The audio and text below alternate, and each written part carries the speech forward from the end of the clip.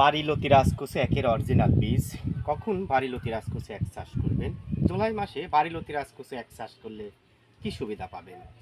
প্রিয় দর্শক, আমি মোহাম্মদ আসাদ আলী, গ্রাম তালশো পোস্ট এবং থানা বড়াইগ্রাম, জেলা নাটোর। হাজির হয়েছি বাড়িলতি রাজকচু একের চাষ নিয়ে সংক্ষেপে কিছু তথ্য তুলে ধরার জন্য। পাশে আমাদের বাড়িলতি রাজকচু একের ক্ষেত।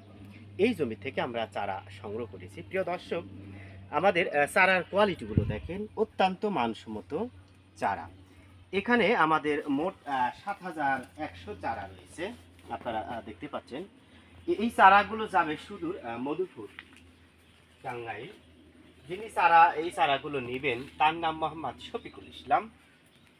তিনি গতকাল ৭,০০০ চারার অর্ডার করেছে এবং কিছু টাকা বায়না দিয়েছে। আজকে আমরা করতোয়া কুরিয়ার সার্ভিসের মাধ্যমে আমরা চারাগুলো প্রেরণ করব। দেখেন চারার কোয়ালিটি দেখেন, অত্যন্ত মানসম্মত বাড়িলতি রাজকচু একের বীজ। আমরা সাধারণত কোনো চারার কিন্তু গোড়া কাটি না। আপনারা দেখেন চারাগুলো, এই চারা রোপণের পর মোটামুটি ৪৫ দিনের মধ্যে লতি চলে আসবে। দেখেন এই কোয়ালিটি সম্পূর্ণ বীজ। দেখেন চারার গোড়াতে কিন্তু শিকড় রয়েছে। সাধারণত এই পর্যন্ত মাটির গভীরে প্রবেশ করতে হবে। মোটামুটি আমরা ৯ ইঞ্চি রেখেছি। দেখেন খুবই মানসম্মত চারা। যারা বাড়িলতি রাজকচু একের বীজ, ফুল, পোয়া বা চারা নিতে চান, আপনারা অবশ্যই আমাদের সাথে যোগাযোগ করবেন। দেখেন খুবই মানসম্মত বাড়িলতি রাজকচু একের বীজ। কার্যত কোনো চারার গোড়া কাটা নাই। আপনারা যদি জুলাই মাসে চারা রোপণ করেন তাহলে মোটামুটি ৪৫ দিনেই কিন্তু ফলন পাবেন।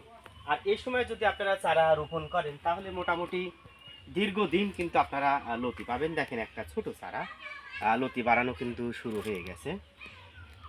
দেখেন খুবই মানসম্মত চারা।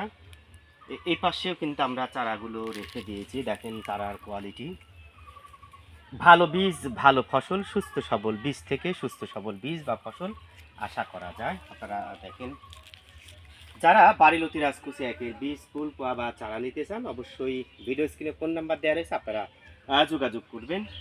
তো ভালো থাকবেন, সুস্থ থাকবেন।